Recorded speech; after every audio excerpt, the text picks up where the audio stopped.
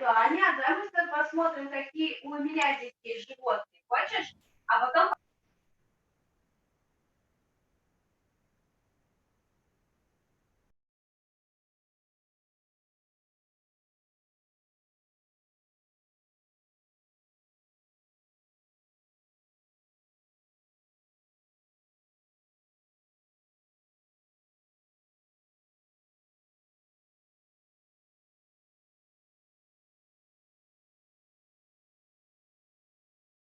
Okay, I think it's about time. It's already 12:30. So I am ready to start the lecture. It will be the second lecture in our course on sequential data models.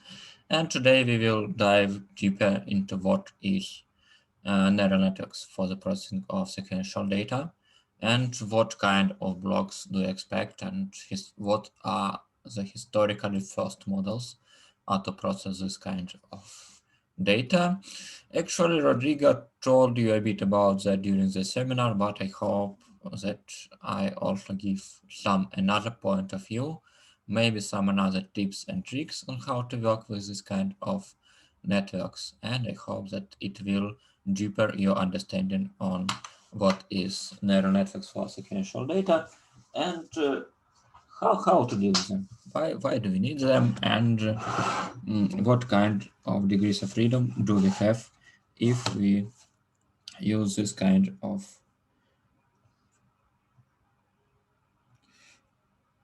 models.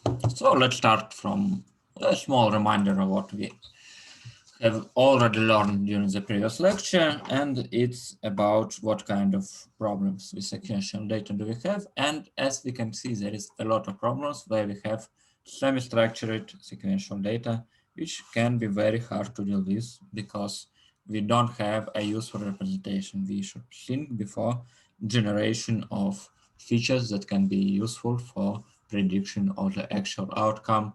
Maybe the most famous, the most prominent example is text, natural language processing, because in this case we have a very complex structure.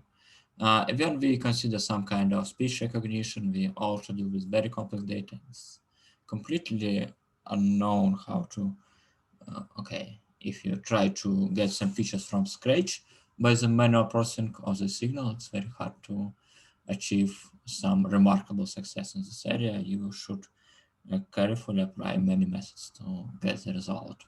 And as you can expect, when we deal with the video, we also have to process data to get features somewhere in between, because, okay, no one can extract the features from images, frames of a video apart from a neural network.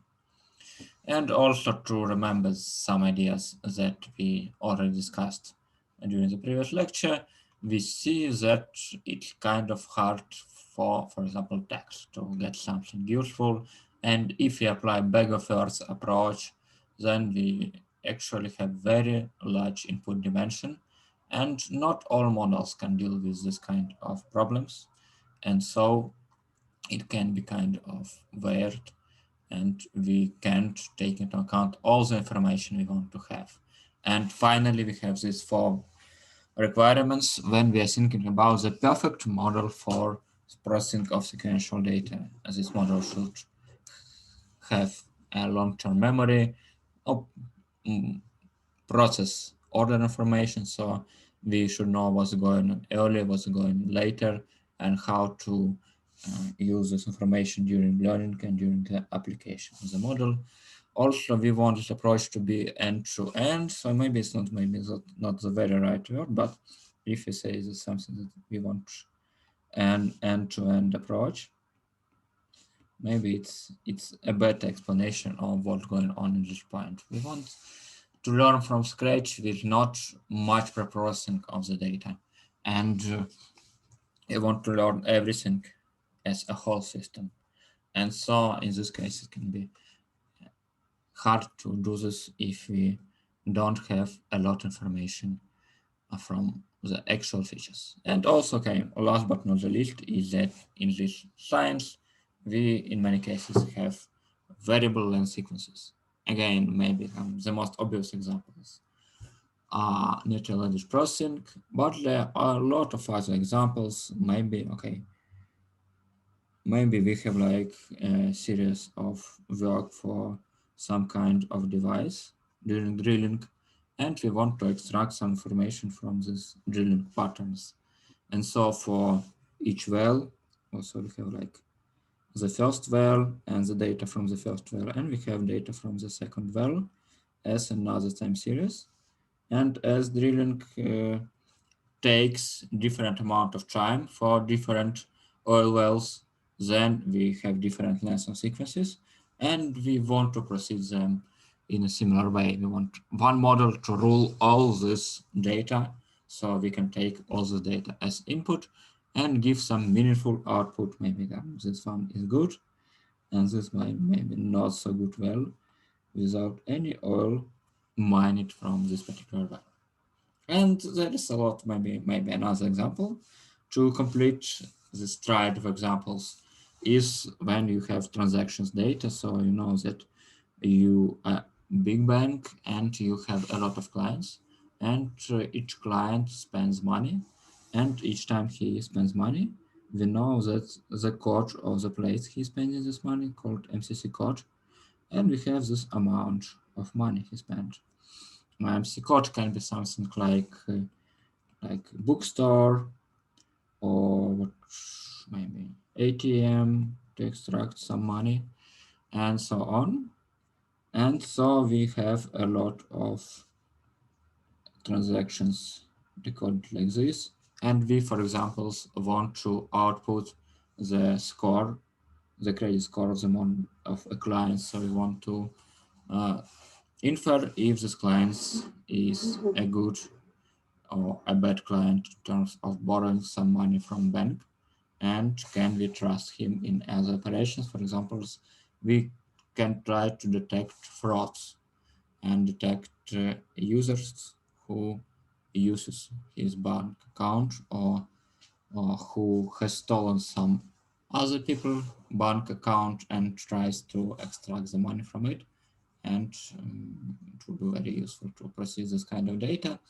And for sure, this is a data of similar nature. It has various lengths, and it has part of input as some categorical thing, because in this case, we see that this MCC code belongs to a finite set.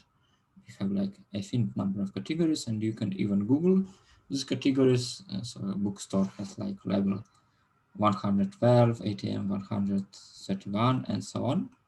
And so, okay, we have this structure similar to what we have in natural language processing, but instead of tokens that are symbols are words, we have tokens that are MCC code for each transaction from the resource transactions for a particular client. So we have a lot of different diverse data that we want to proceed with this kind of models.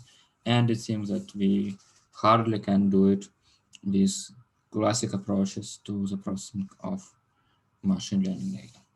So another motivation why do we need neural networks, why do we need this end-to-end solution, is that we have sometimes very complex structure of the output of the model.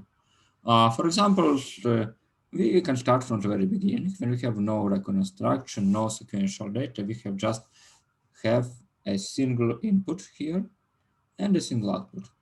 And in this case, we have like classic ML problem.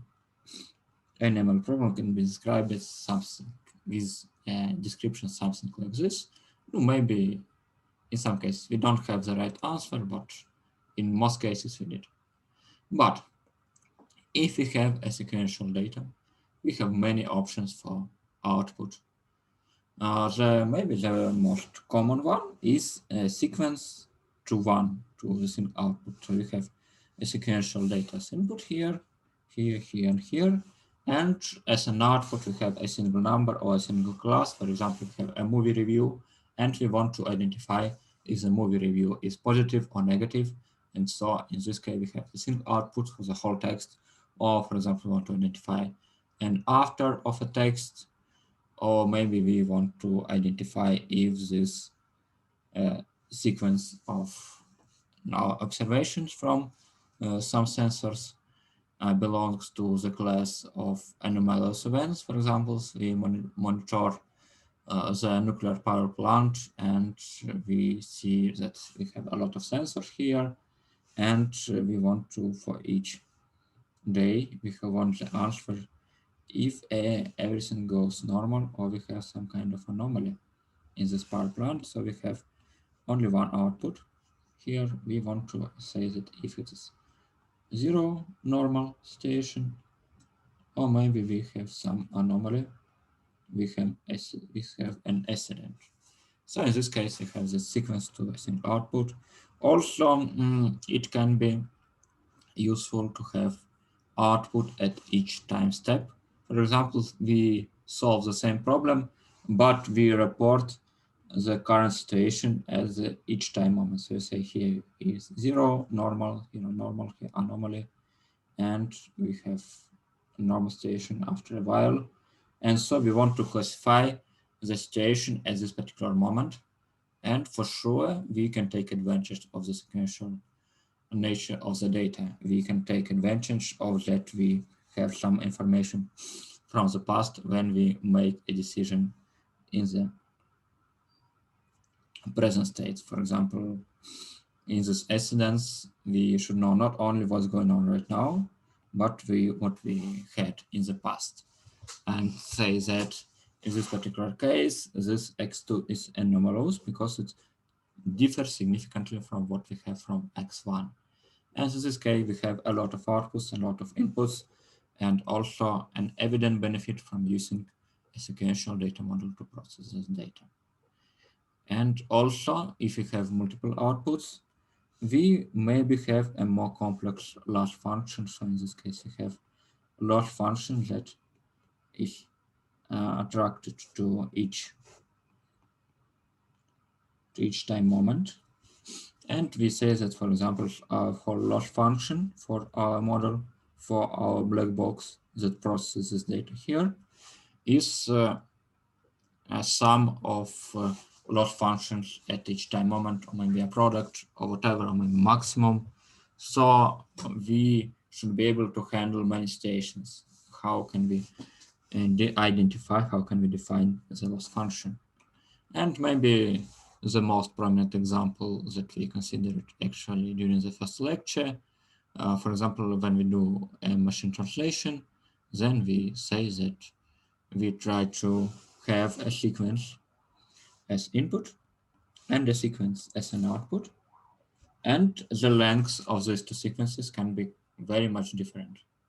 When you consider this translation problem, okay, we have definitely a different lengths in different languages. Maybe it can be by coincidence we have two same lengths, but it would be an exception, not a rule. And so we should be able to deal with this data too, to define the loss function in a proper way, and so on. And okay, maybe that would be a question for you. Can you provide another example of a problem that has a sequence-to-sequence nature with different input dimension, input size, and output size? So input sequence has one length, tx, and output has different length, ty. I welcome to write something in the chat. So I'm waiting for maybe 1 minute for you to. Yeah, yes, exactly. Yeah, good example. Thank you, Nikita. Thank you, Mark. So we have, for example, a long text, and we want to summarize this text in a very short sequence. And in this case, we need to output something quite short when you compare it to the size of the initial text. For the recognition, we also have the same story. We have a lot of observations that I suppose goes one by time. And so we have output that is like a list of tokens, a list of words for this text. Mark, what do you mean by error correction here?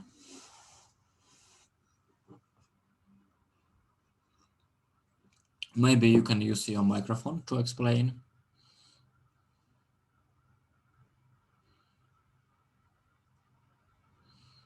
Okay, yeah, also good one. Text to video is also quite interesting problem. It's maybe a bit harder than even machine translation, but okay.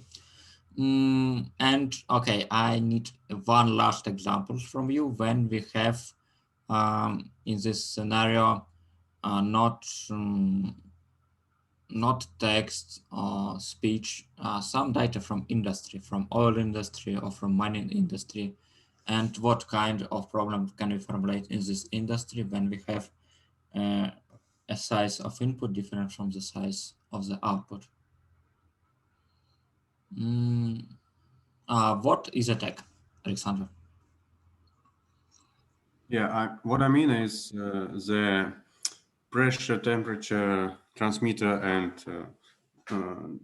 pressure and temperature transmitter. So they receive the signal, and the signal is going to the controller and something like this. So and it's all this stuff in real time. So what's the output of in your problem? Yeah, the value of current temperature and current pressure. So it's like we have to output like in 1 minute, but output input is something that you measure. Let's say each 30 seconds. Each 30 seconds you receive a signal from temperature and pressure, and yeah, then you can collect the data and to analyze. So is that a good example? What? Actually, I don't understand why. I want to support this example because the input data here would be a current amount of current, either amperage or voltage from the sensor, and it would be an input data in volts or amperes, and the output data would be pressure in pascals, for example. Okay, but in this case, you have like the same size of input and output. So you have like every 30 seconds you have a measure, and you have output also every 30 seconds. Or maybe I missed something. So we have it like this here, not? So for each observation, we want to identify.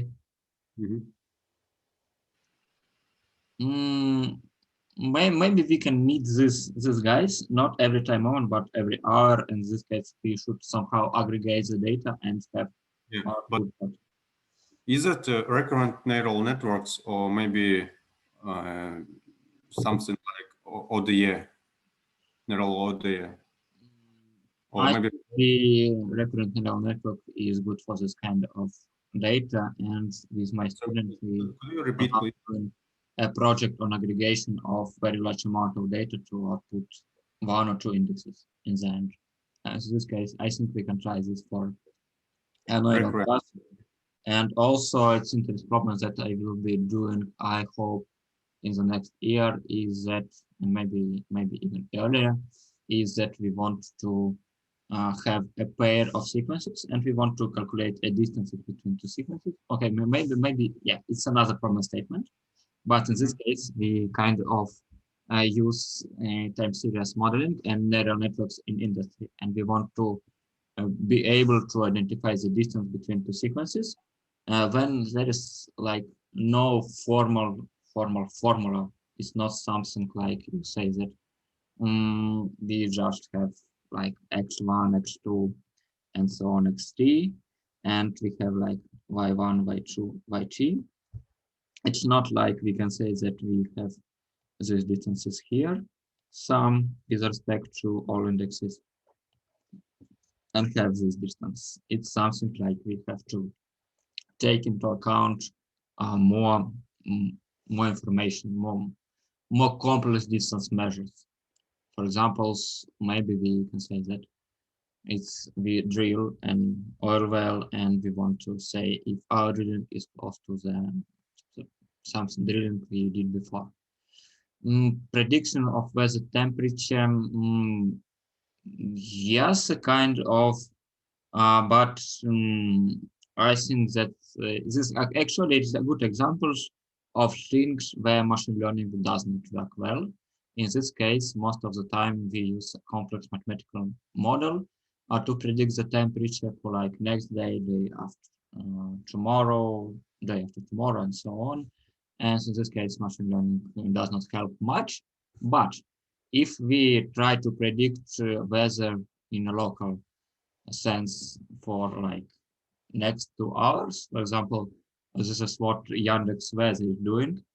In this case, we have processing of time series data, and we want to, okay, we want to know if there would be rain in the next few hours. And in this case, this is something that Yandex is doing with machine learning, I suppose. Next orders also, yes. And maybe, yeah, it's a good example because we need, okay, we can say that we have a sequence of orders as an output. Maybe you can say that we have, for example, courses take it. I'm sorry, I would just line a call because, okay, I hope I will be back in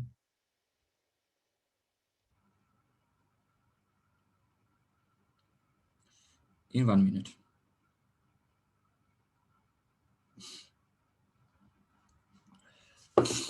Okay, video file transfer. Yes, okay, regarding the courses, I think it's maybe an interesting problem in the future, especially. We want to develop an educational trajectory for a student. And we know the courses that the students already took here, here, and here. And we want to predict the sequence of courses that the student will take. So maybe we can manage somehow demand for these courses. Maybe if you have something like Coursera, or maybe we can predict the optimal sequence of courses. It's more like reinforcement learning, but whatever, we can try to start with recurrent neural networks in this case. So we see that there is a lot of problems from different areas that deal with this kind of processing of sequential data. And in almost all of them, we need neural networks, at least when we don't have like crazy large amount of time. Because in this case, we can hope to define an end-to-end approach to solve a particular problem. So let's move and see, okay, yeah, and see what kind of approaches we can apply. We start from a point that's slightly earlier than point we described in the end of the previous lecture when we discussed recurrent neural networks, but I hope it's okay. And so we can start with a very simple model. We have like separate fully connected neural networks or other models to process an input in each case. And if we say that these outputs and inputs are completely independent of each other, it can be okay. And we say that we have the same model to process the input data each time, and we have like a good prediction of the output in this case. But definitely it's not enough when we want to maintain order information and have at least some memory. So we need kind of process that can do it in a sequential nature and take into account many inputs at one time. One solution is try to apply convolutional neural networks, and I wouldn't like to go into much details. I would like, because we have a future session planned on how can we deal with this kind of information when we want to apply our favorite convolutional neural networks. Actually, they work pretty well. You can remember from previous lecture or can forget that, for example, in machine translation tasks, convolutional neural networks is greater than recurrent neural networks. Okay, but they worse than transformers. But it means that we can somehow adopt these convolutional approaches. You can start with something like this, but you can avoid hurry, and we will talk about it later in this course. How can we do convolutional neural networks for processing of the text? It's not obvious how can we process like the case when we have different lengths of input and output, and it's problematic because we can have different lengths of input. And in this case, we can train the same filter and apply it in the same way. we should think of a model that can work in this scenario too, when we have, for example, one sequence and another sequence of different lenses. And we want to apply the same set of filters that we learned for convolutional neural networks.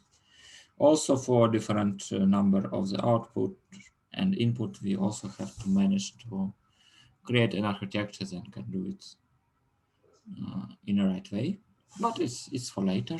Don't worry if you don't get it at the moment. Now we can say that maybe it's not the most natural option, and I suppose that we need something different. And what I mean by something different is recurrent neural networks. In this case, we say that we pass the information between input and output and inputs and outputs at different times. In this particular case, we have this schema, and it's, I suppose, a very good example of how it works. So we have the same black box information here. The same for all time moments. We have the same parameters here. Here we have some data to process. The data here we have the same, and so on. And so what we do at each time step, we have some input, we have some description of the current state from the past, and we have some output, or maybe we don't have all this output, and we have the output only at the very end. And we say that we have this black box and this black box output prediction, and output the information that we should take into account when we make the decision as the next step. So at the next step, we use the same parameters, and we apply it to the next input, the next hidden state we have from the past step, and so on. And in this manner, you have, in the end, the final result.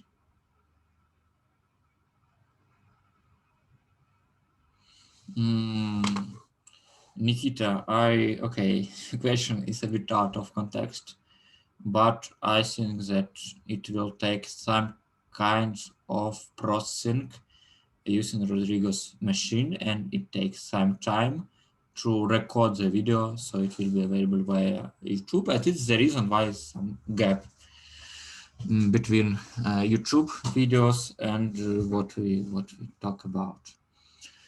So I think that I will discuss it with Rodrigo later, and will give some answer on this question too. Don't worry, it would be so, maybe it would be not the answer you would expect, but okay, it happens sometimes with the courses you take. Going back to recurrent neural networks. We say that in the end, we have this output, and we take into account all the history, because this h(x minus 1) depends on all previous hidden states or cell states and all previous inputs. So we say that we can take and memorize all we have in the past using this approach. And so let's go on and see also what we should know about the structure, what the problems, what the challenges, because right now it seems that we can do everything with this kind of architecture. We say that we start from our requirements, and we can meet these requirements for this particular architecture, because we can have like information from very past to keep in these hidden states or cell states. And also we can process various long sequences, because we can add another block, and it will have the same structure as previous blocks and the same parameters. We don't need to learn something from scratch. We use already learned block to process new data. And so in a similar way, we can invent something to solve the sequence to sequence problem when output sequence can have a different length from the input sequence. But okay, let's go into the details for this approach and for the challenges we have here, and for something else you should know.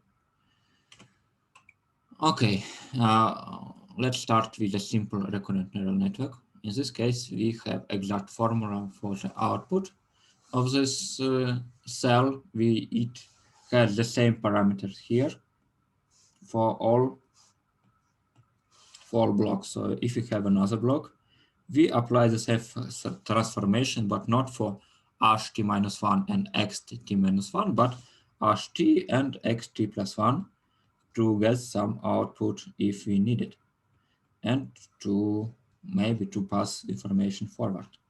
And as you can see, the formulas are pretty simple. In this case, we apply some, in a general form, we apply this transformation to get the new hidden or cell state from the new information and from information from the past.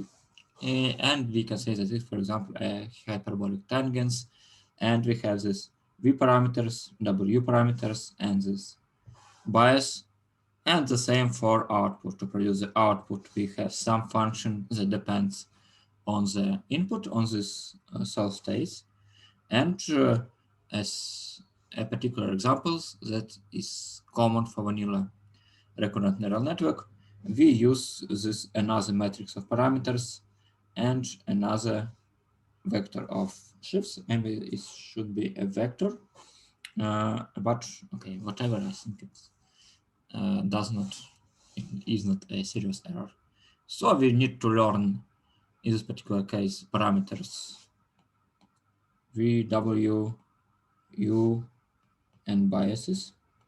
And if we learn them, then we can go with it when using some kind of inference to get the output of the model. And so how can we learn these parameters?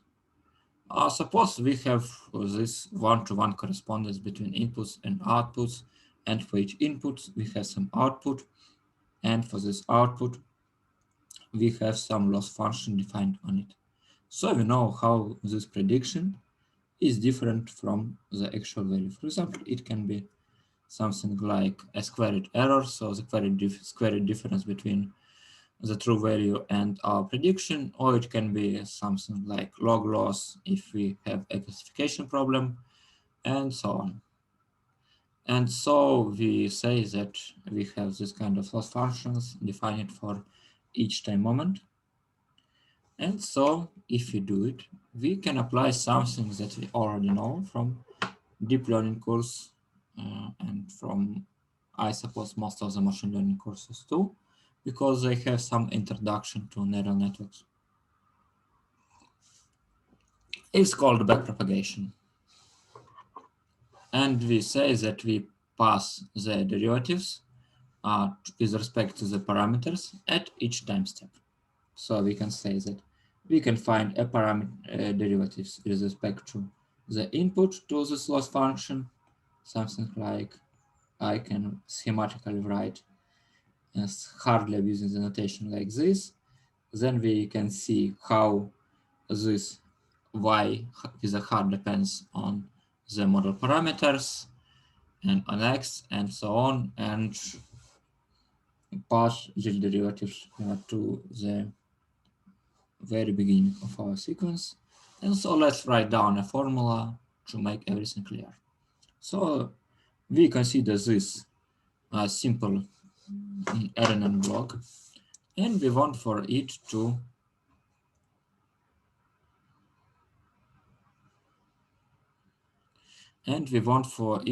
get the exact formula for the derivatives.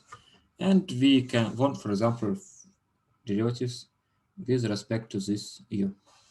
And we can say that to get the derivative with respect to this u of the sum of those functions that correspond to each time moment, we have this like additive structure, so we can take derivatives for each loss function in a separate way. And we write a formula for a complex function derivative.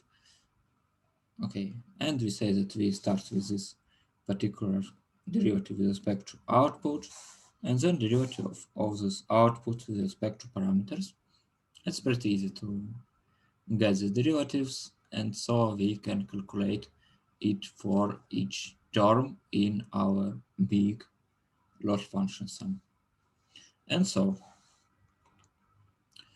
let's try to do the same trick for v, and as we can remember, we say that our ht is something like, for example, hyperbolic tangents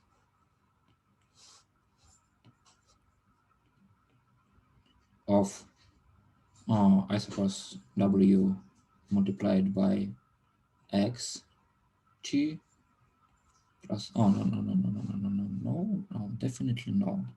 Here we have not w, we have v.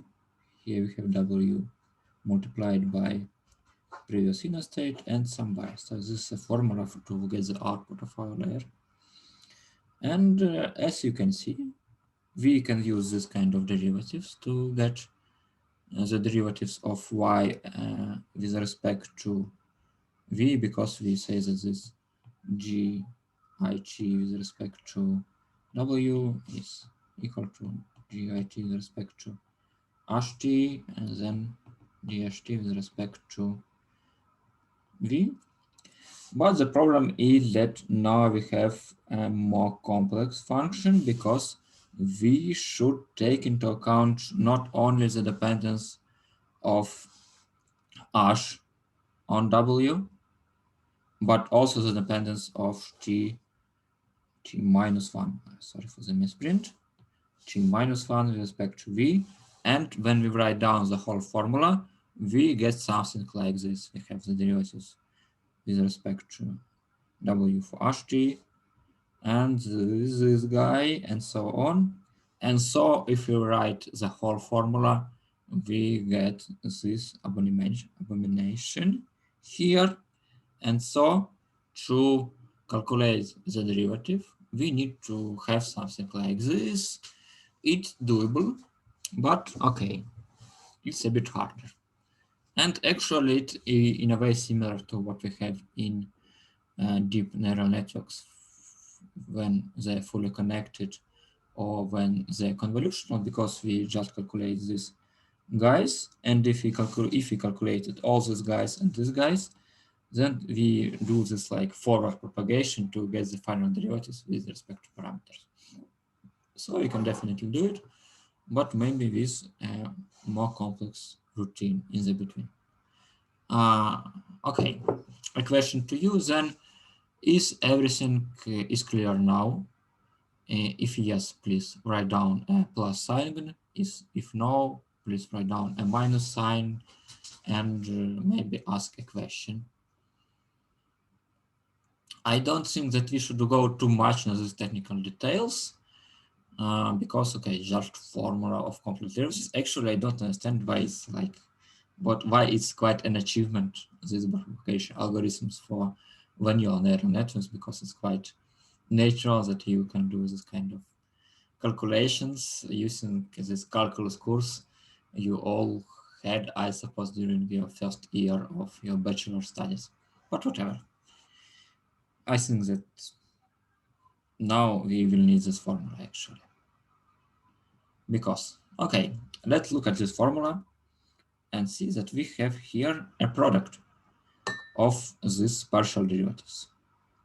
So if most of these partial derivatives is greater to 1, that this guy would be very large, much larger than 1, and maybe much larger than the number you can store in your machine.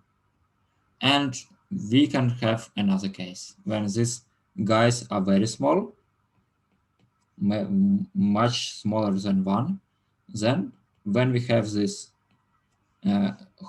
whole derivative with respect to w, then we have it much larger than 1.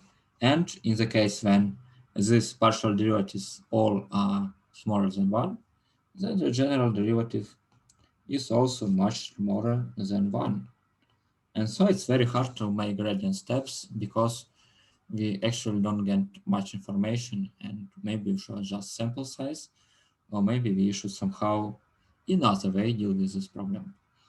And I suppose now you can guess what is the name for this phenomenon and what is the name for this phenomenon. So what was your guess for this guy, for this first guy? What does it call regarding the information you have obtained at the seminar of Rodrigo?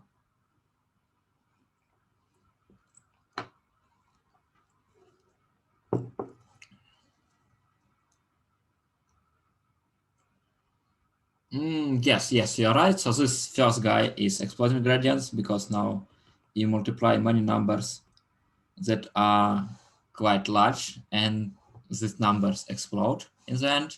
And in this case, you have vanishing gradient because due to the multiplication of many guys that are very close to zero, we have this partial derivative also very close to zero. So let's try to see what we can deal. Actually, I suppose that some advices were given during the seminar, but I think it would be good to give maybe into more details and maybe give some more formulas, so you will get used to this particular guys when we are thinking about how can we change this problem. So gradient exploding. We have many partial derivatives that are greater than one, and so the product is very large. And you can see when you draw a loss function during the iterations and this red line, you can see that now we have gradient exploding and it leads to very strange gradient steps that leads to the sudden increase of the loss function. It's like we start from the very beginning, we have very large loss function values, and we should then try to make another gradient steps to be able to work in this case. So, okay. Actually, gradient exploit is kind of simpler problem. We can say that let's do a gradient clipping. We can say that suppose this is the original value of the gradient, and if it is larger than some threshold t, then we can just normalize it. And we select this threshold using the dynamic of the loss function of iteration. So you can say that if you have some experience with exploding gradients in this scenario, then we should decrease this t, this threshold. And in this case, we think that we can avoid this kind of behavior.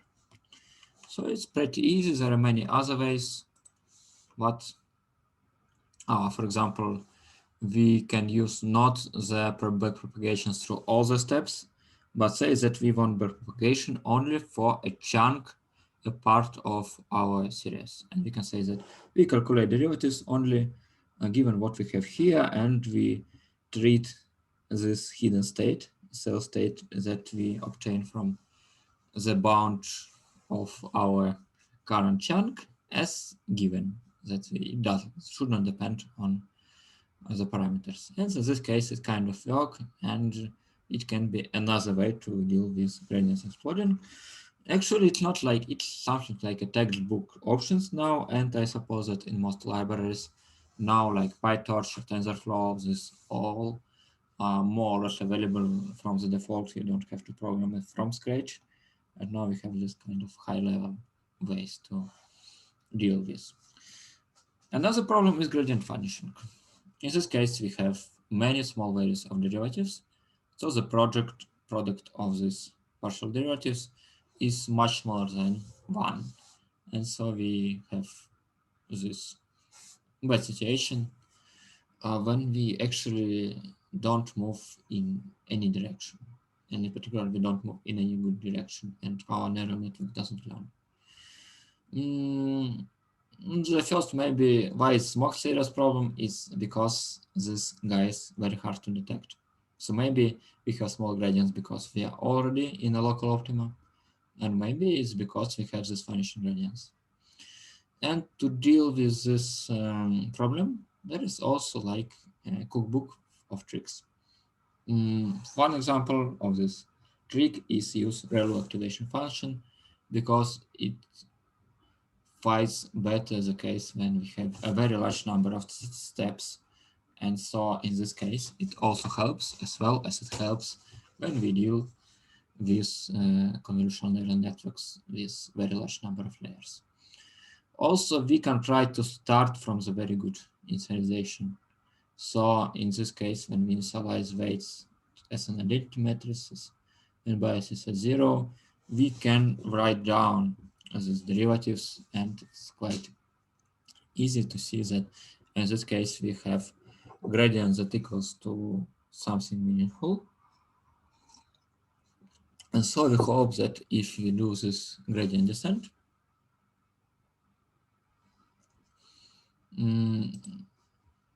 I suppose it's something, okay, with gradient descent, we hope to get a better way. About divergence of ReLU RNN, I suppose it's like everything in this magic world of neural networks. Sometimes it works, sometimes it doesn't work. And in this case, you arise that sometimes it doesn't work. But it's something you can try. And okay, there is no general rules, unfortunately. There is only some tricks that can help you deal with this particular phenomenon of divergence or this gradient vanishing. And you just try, you run the experiment, you see the result, and you select if you should use rectified linear units or you should use something more common to the process of recurrent neural networks. Okay, so another question for you, dear students. Why does rectified linear unit is a good activation function if you think about gradient vanishing? I can recall that this guy equals to x if x greater or equal to 0 or 0 otherwise. Why do you think it's a good option? I suppose it's something you should know from deep learning course, and maybe you can infer it right now on the base of how does this ReLU function looks like. You can use your voice, or you can write down the answer in the chat.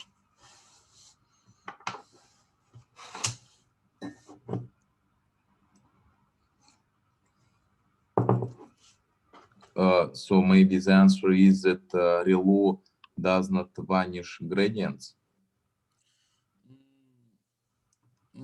And why for ReLU gradients don't vanish?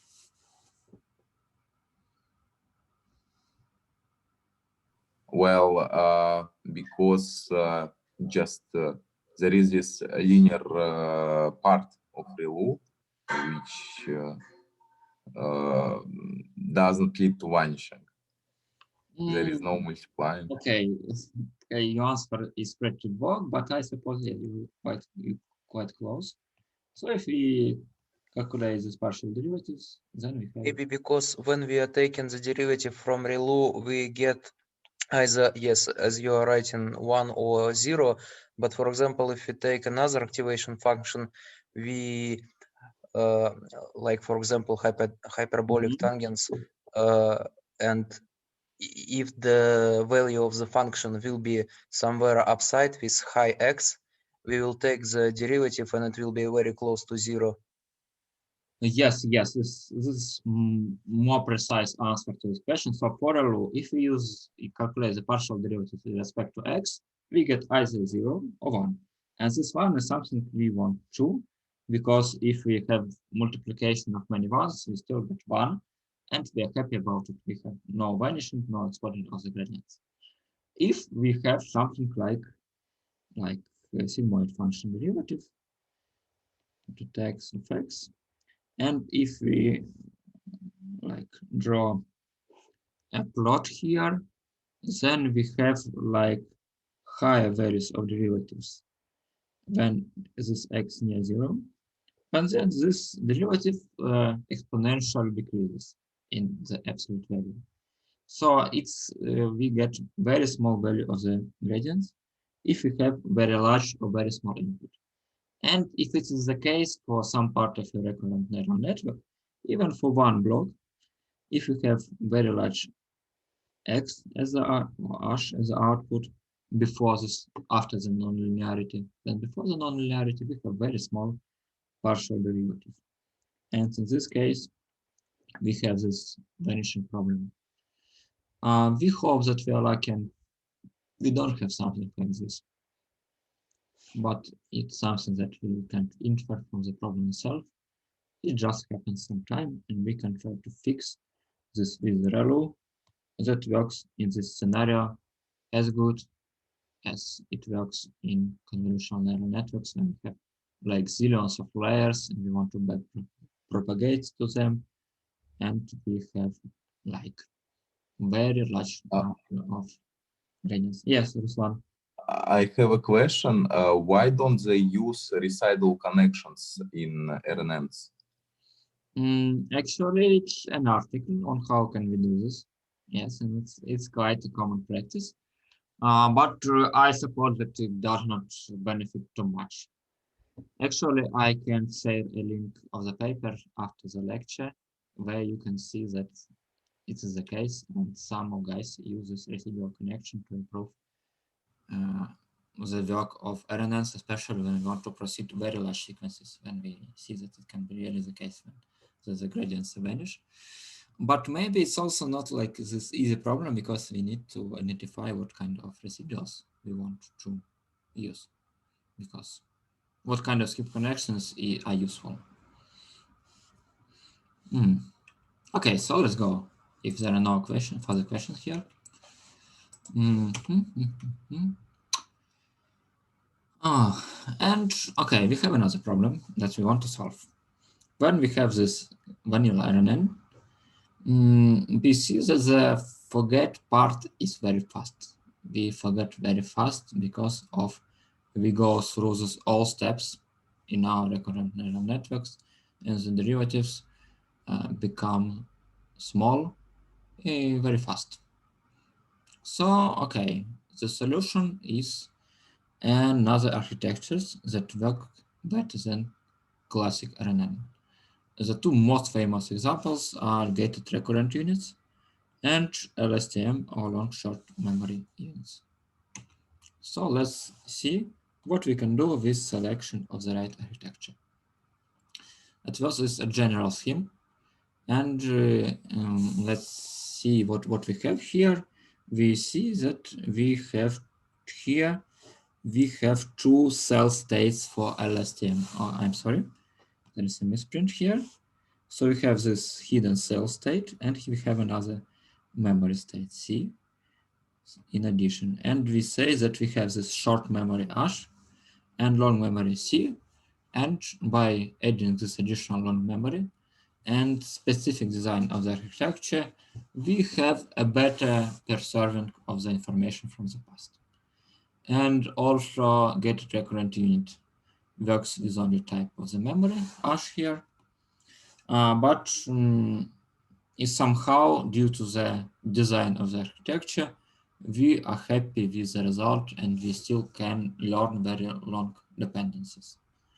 And so let's now decompose one of those blocks and see what's going inside them. So you see that there's a lot of units inside. So let's see what they actually do and what's the motivation for each part of the SVM. It was introduced like in the beginning of the 90s by the famous machine learning researcher Schmidhuber. And I suppose the first paper was in 1991. But there were actually a series of papers, like I suppose up to 1997, they tried to improve this result. So let's look into the details on what's going on inside. We see that we need two parts of this cell update, forget part and update part. So during the forget part, we identify what part of information from the past we should forget on the basis of the information we have as input. And here we add some new information to this cell state. Basically, we can imagine this like, for example, we have a sentence. And if we say that some xt is a dot, then it is the end of a sentence, and we should forget much of what we know at the moment, because maybe next sentence would be about another object. Or maybe if we proceed like some source code and we see the end of a function, we see something like return. We return x, for example, as input to our LSTM cell. We say that now we should forget everything about this function. We don't care because we are now in a world of new function and we have completely new variables, completely new okay, completely new space where we live in. So we should forget everything else and maybe update something. Update with what we have now. Also, we have this hidden state processing.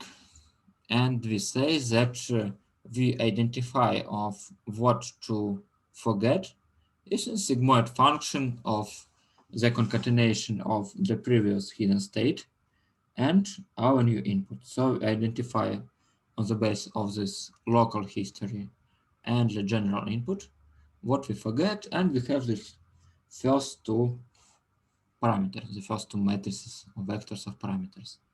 And after application of sigmoid, we have something between 0 and 1. And so it kind of normalizes what we have and what we don't have. Also, we want to add new information. And to add new information, we go to this next part of this LSTM architecture.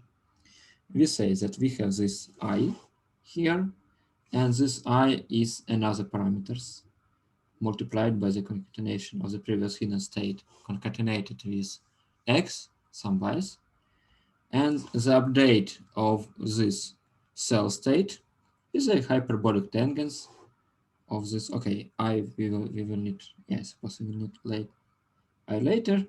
Sorry. Okay, and what we say that this new update part is also a function of what we have as hidden state and what we have as input. Okay. And also we say that, that our cell state after update is something that we keep from the previous state and forget part of it. So it's a number between 0 and 1. So we like kind of keep only part of the information. And we have the second guy to remember. And this I is the power to which we remember this guy. So it's like another coefficient between 0 and 1. As you go from the previous slide, you see that this I is between 0 and 1 true because of this sigmoid activation function. You can see it, but here it is. And so we have this kind of intuition behind the update of the cell state. So we see that our cell state is now updated and we forget something and we update something. Okay. And also we have another guy about what we output as a hidden state. And we say that we have this O. This is also a function of what we have here. And we say that this O is what we should keep from the hidden state from the previous time. And we say that we modify new cell state to have this short memory, and what we remember that we don't remember depends on this O, on this another coefficient of what information from the cell states we keep as a hidden state. So now we have a new hidden state, and using this hidden state we have the output. For example, if we want to have this YT hat, we kind of write down something like this. And so we do it like in a usual RNN architecture. So let's put all this stuff together. We have this cell state here that is processed in a way I described before. So we forget something, then we update something, then we have the output. And what we forget and what we learn depends on the current hidden state and on the input. Some kind of linear function with some nullities in the form of hyperbolic tangents or sigmoid for updates. And also we have an updated cell state or hidden state that depends on a cell state, but multiplied by a separate part of this block that allows us to keep all the information in hidden states that we need. And also now we can use this hidden state to produce the output if you want to.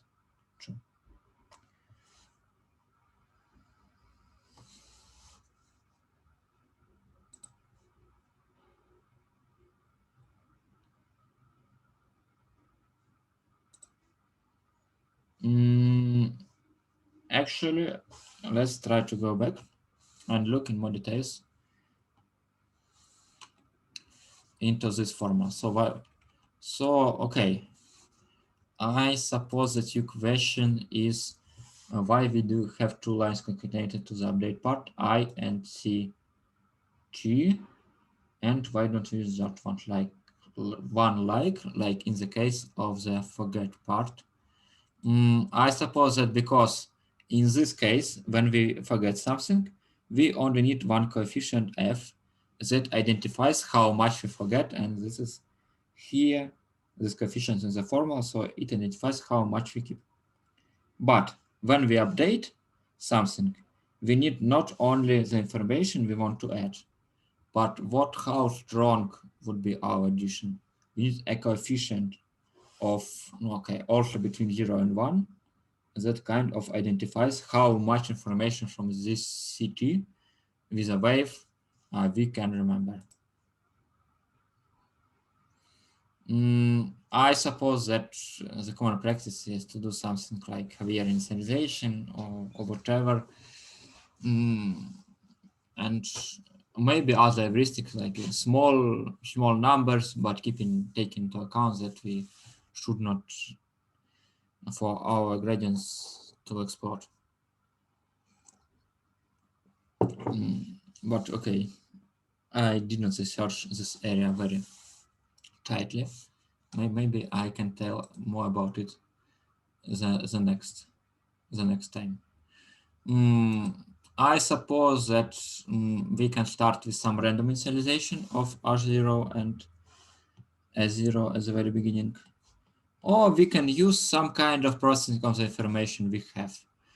For example, we can use some kind of, for example, we have like a bank client and we have like some kind of information for this client like age, gender, and so on. And in this case, we can use a full connected neural network to produce the initial hidden state R0. And we can learn this full connected neural network.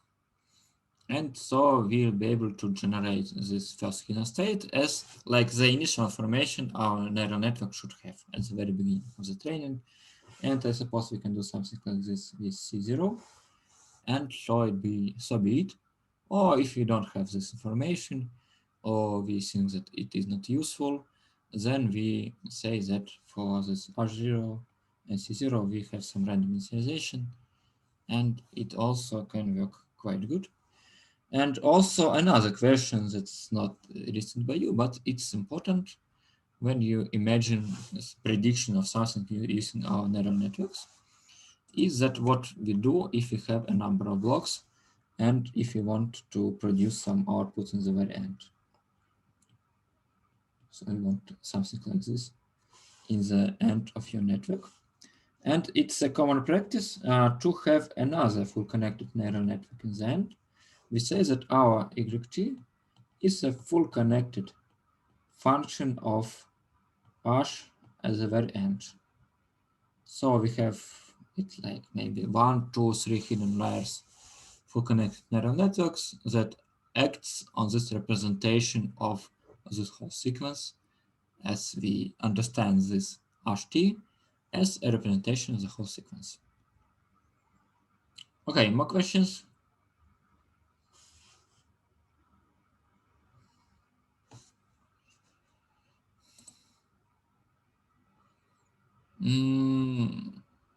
Rahim, let's do some research and answer your question during the next lecture, okay? Because I can make some educated guess, but I don't know what's the 100% correct answer in this case.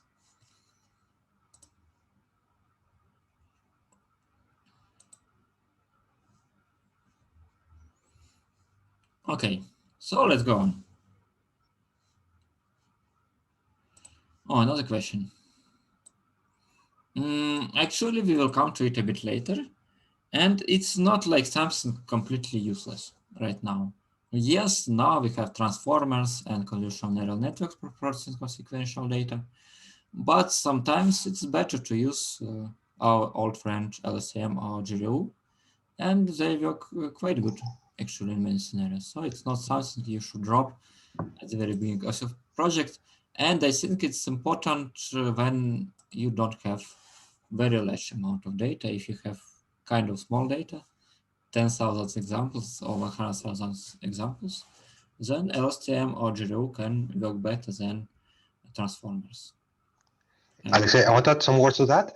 Yes. So I had a conversation with Kieran Cho, who is the inventor of the GRU, and I asked him the same thing. So why do we need these days just simple RNNs if there is transformers, if we have, of course, LSTM, etc. So there are so much that is available. So why should we still use them? And his answer was, well, first, transformers are very hard to train and in general to use in practice. So normal companies, they struggle a bit with them, or quite a bit. And the second point was that he said that for specific problems, there will always be a space for RNNs. So whenever we think about applying to financial data and so on, it's much more easier to develop the solution for an RNN than for more complex architectures. So in his view, RNNs will never disappear and there will always be a space for them. Yes, actually we have another example of why this works for some kind of data and why, and that is not always the case that transformers are better later in the slides. Okay, I think we can skip the slide and you can do this part of your own because it's just a formula. I can explain these formulas, but okay, basically it's very close to LSTM and to this kind of linear transformations of what we have here, and it means that we still have this update and forget part, but it's slightly more compressed. What's more important, I think, is when we should use GRU and when we should use LSTM. In my opinion, that LSTM works slightly better in many problems, but not in all of them, especially when you apply it to natural language processing problems. LSTM usually better, and when we have more data, then LSTM is a better option. But when we need a cheaper solution that's with a competitive quality, then GRU will do well actually, and sometimes it can even better perform because it has smaller number of parameters. Super. Valentin, do you have a question? Okay. So, okay, we discussed 3 different blocks actually: LSTM, GRU, and RNN. Can we invent something better because it's some kind of heuristic when we try to know something? And so this question I would like to answer with some papers. At first, okay, we can try to do some kind of genetic search, genetic algorithm to try to improve the LSTM and GRU. And it seems that if we test like in this paper of 2015, then we have like tests, Ilias, Skiver, Josefovich tested like 230,000 hyperparameters, and they did not found something like that definitely better than LSTM. That invented something like very close to GRU actually. This is the result of the genetic algorithm search. Another architectures, you can look closer and you can compare them to LSTM and GRU. And it seems that they are not actually that better than LSTM or GRU architectures. And you can see that yes, there is some improvement, but this improvement is like, okay, this is the log likelihood. And you can see that the difference between LSTM and GRU is not significant actually, especially if you try different options for it. So, okay, another paper that tries to answer this question is try to search better hyperparameters, and we can see that all different LSTM options and different hyperparameters don't improve much, but there are some advices on how can we solve hyperparameters. So if you need advice on this, please refer to this paper, because I suppose it can be lengthy than that actually I'm doing now. Another paper that my colleagues did in Skoltech is by Nikita Ключников, Trofimov, Ilya, and so many other people, and Evgeny Burnaev in the end. They tried to do some kind of narrow architecture search for a better recurrent block. They allowed different elements that are common in recurrent narrow blocks, something like linear sum of inputs, something like blending. This is what we have when we have this kind of forget update part. Also element-wise product sums, different type of activations, and so you try to get a better architecture on the basis from these particular examples. And we say that we can generate, they like tried to live in the space of the architectures, but in the end they run learning of like, I suppose something like 14,000 architectures, and they compare them to LSTM, but actually training and number of parameters from this space architectures are quite close to RNN, LSTM, and GRU. But when you look at the performance, then LSTM worked better for this particular PTB NLP dataset.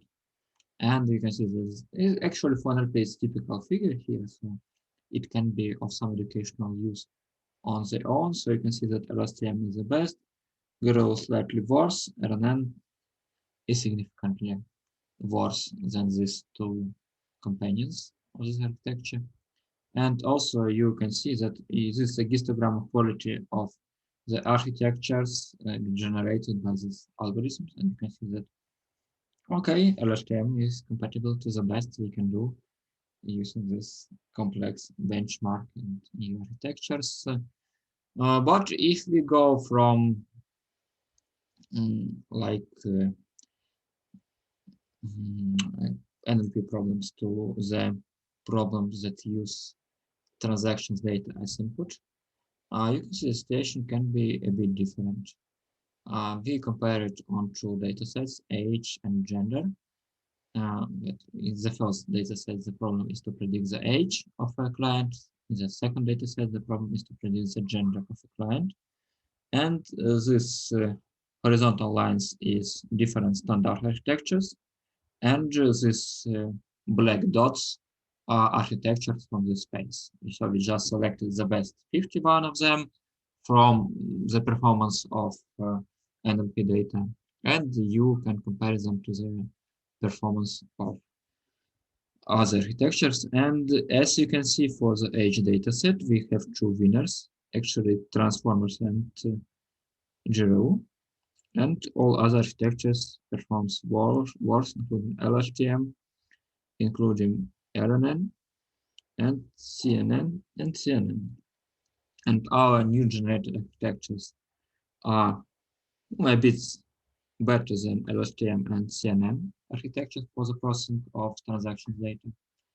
And also it's interesting to see that hyperparameter tuning can do better, and we can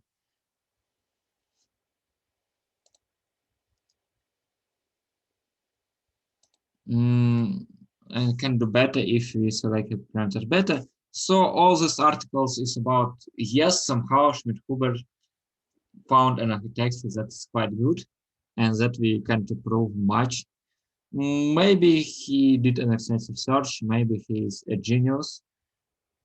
Yeah, and also, yeah, Rodrigo is right that it's not like the one paper that solves the problem.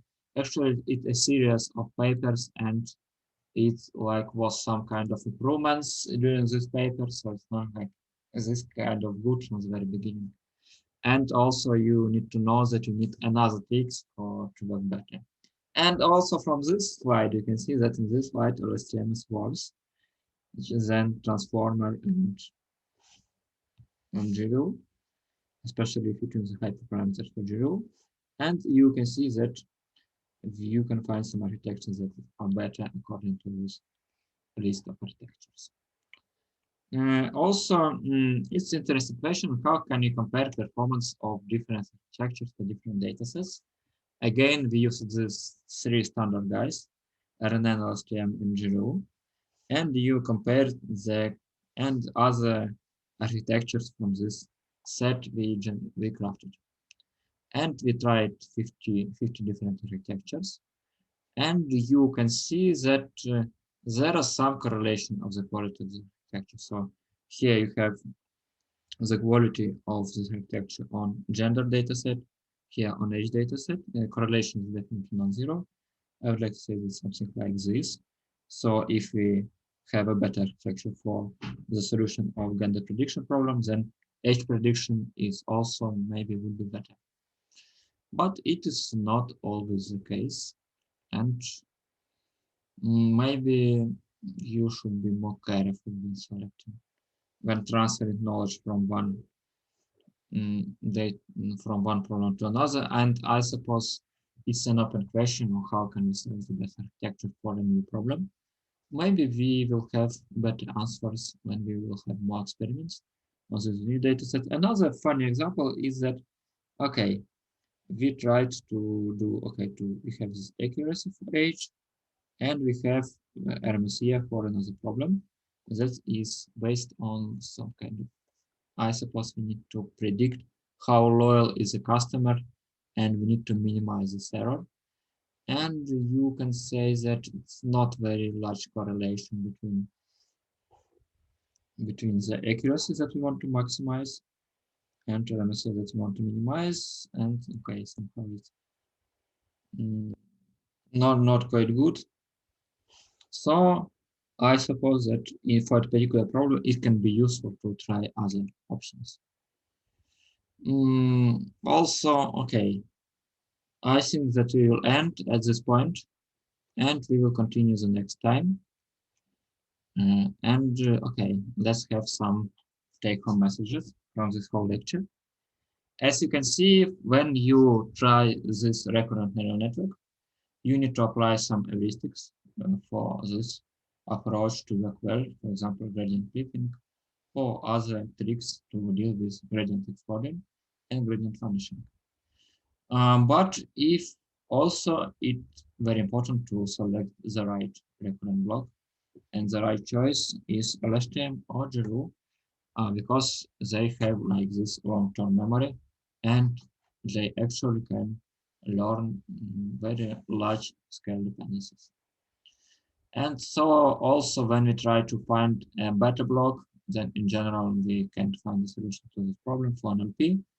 For the type of sequential data, it's worth trying to start with different blocks. And also from my practice, if you just use vanilla RNN, sometimes it also works quite good. So it's not something you should not test at all. Sometimes it can be quite useful, maybe if you don't need very large, very long-term memories. Okay, so I suppose it's the end for a lecture for today. Do you have any questions?